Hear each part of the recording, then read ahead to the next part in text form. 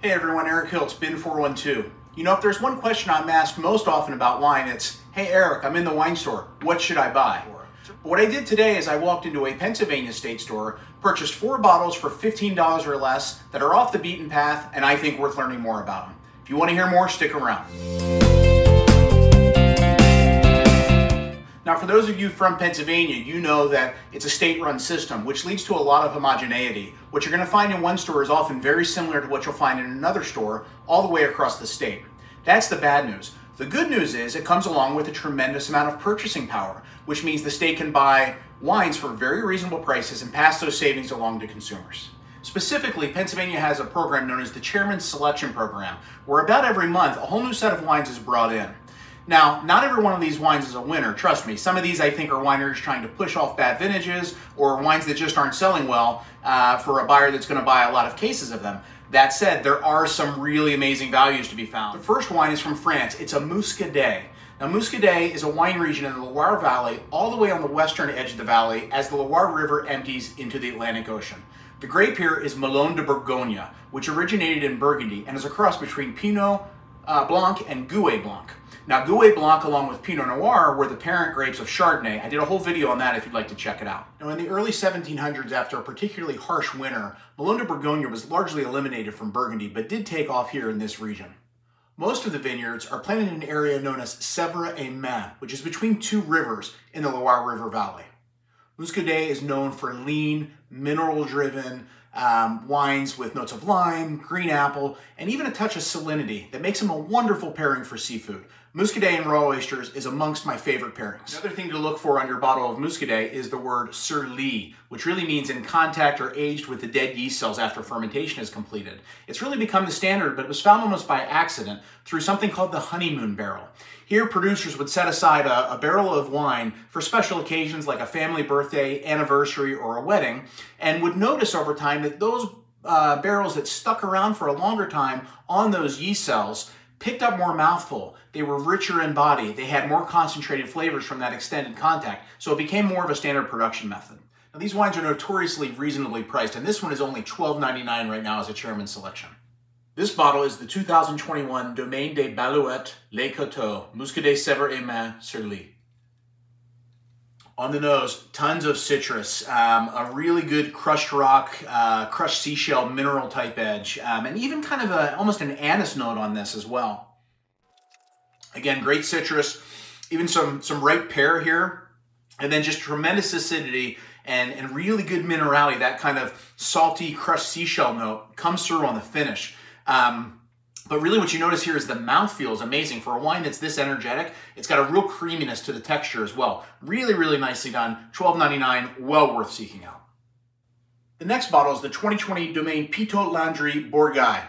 Again, $12.99, also from the Loire River Valley in France. Now, the grapes, as you move from the coast inland, are Melon de Bourgogne, as we just talked about, with the Muscadet. Then you get into Chenin Blanc in towns like Vouvray and Savennières, and then eventually you get to Sauvignon Blanc in towns like Sancerre and Pouilly-Fumé. The primary red grape along this entire valley is Cabernet Franc, with a little Cabernet Sauvignon and some Gamay Noir grown there as well. The main towns for great Cabernet Franc are Chinon, Saumur, and this town, Bourgeuil. Now, Cabernet Franc, along with the white grape Sauvignon Blanc, are the parent grapes of the much more famous Cabernet Sauvignon, which didn't really come to be until the 17th century and then became wildly popular in Bordeaux in the 18th century. Cabernet Franc is a slightly thinner skinned grape than its offspring, Cabernet Sauvignon, so it tends to produce wines that are a bit more ethereal, a little bit more floral, can be a little bit herbaceous. In general, I would just say more elegant than the big, bold Cabernet Sauvignons that you're likely used to. It's still a very dark, very structured wine and can make serious wine, but it ripens a bit earlier and tends to do well in cooler climates. Yeah, bright red currants on the nose, some tobacco, kind of like a sweet pipe tobacco note, florals like violets for sure. It's definitely bright, it's lively, it's energetic. A little bit of that green pepper herbaceous note that you can get on Cab Franc as well, just a little bit on this one. Super smooth, super elegant, really good structure, well integrated tannins. It's been open for a few days and it's actually getting much, much better. It's kind of got this smoky campfire note on the finish too that's been there since day one, becoming a little bit more pronounced. Really a nice little bottle of wine for $12.99. This is worth checking out. Hey guys, I'm going to take a quick break here. If you like what you're watching, obviously these videos are a lot of fun to make, but they do cost money and they do take time. So if you like what you're watching, please do me a favor and click like and subscribe below so I can keep bringing you great content. Cheers. The next wine is the 2020 Domaine Vetriccie from Corsica. This is a red wine from the island of Corsica, just north of Sardinia, off the knee of Italy's boat, but actually French territory, the birthplace of Napoleon Bonaparte. A really long winemaking history here, 2,000 years or so. The Phoenicians, the Romans, the Greeks were all making wine here, and then the Genoese as well in later years. Now the vineyards of this island were largely abandoned during World War I and World War II as a lot of men went off to fight in the war. But in the 60s, there was a resurgence as Algeria gained its independence. A lot of folks in Algeria of French descent moved to the island and kind of started the winemaking tradition back up. Then in the 70s, there was a real strong focus back on the native indigenous varieties of this area. The two main reds are Nieluccio, which is essentially the same thing as Sangiovese from Tuscany, and another red grape called Ceccarello. Okay, and then on the white side, there's Vermentino is the main white grape. And in fact, right now in Pennsylvania, at about the same price, Domaine Vetriccie has a white that's Vermentino based that is well worth checking out. This is the red. This is a blend of 45% Nieluccio, 35% Ceccarello, and 20% Syrah. Yeah, on the nose, there are definitely notes of what the locals call maquis. It's the wild evergreen scrub vegetation that's found all along the Mediterranean, not really unlike what we refer to as garrigue in the Rhone Valley. So think evergreen, think herbal, lavender, thyme, those types of flavors. Also a little bit of black olive maybe, maybe from the Syrah, but darker fruit for sure. Black currants, definitely darker than the Cabernet Franc with those violet notes, and a little bit of spiciness here too.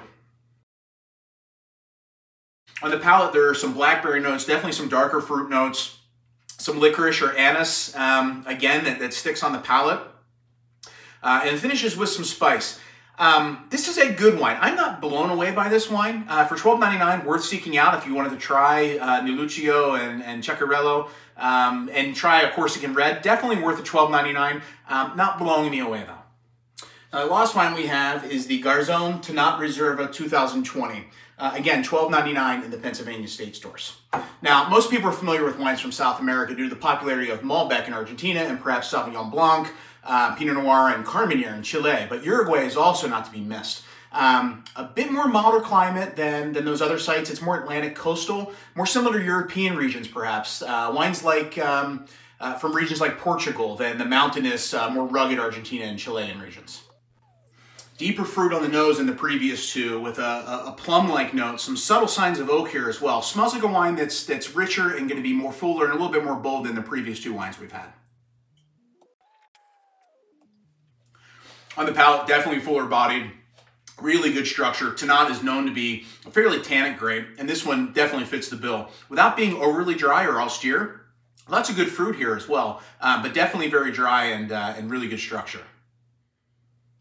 One of the things I can't get over on this wine, there's a distinct pencil shaving note. And if you're my age and you grew up going to grade school where you had the manual pencil sharpeners and you had to empty those, there's a distinct note there, that kind of freshly sharpened pencil that definitely sticks out on this wine.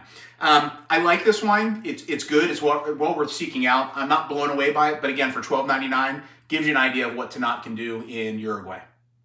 So there you have it, guys. Look, the world of wine is a big place, okay? Get out of your comfort zone. Stop drinking Cabernet and Merlot and your red blends from America. Start finding other wine regions. For $12.99 across the board, these are all wines that are worth your dollar. They're interesting. They taste different. They have a sense of place, and you can learn a little bit along the way.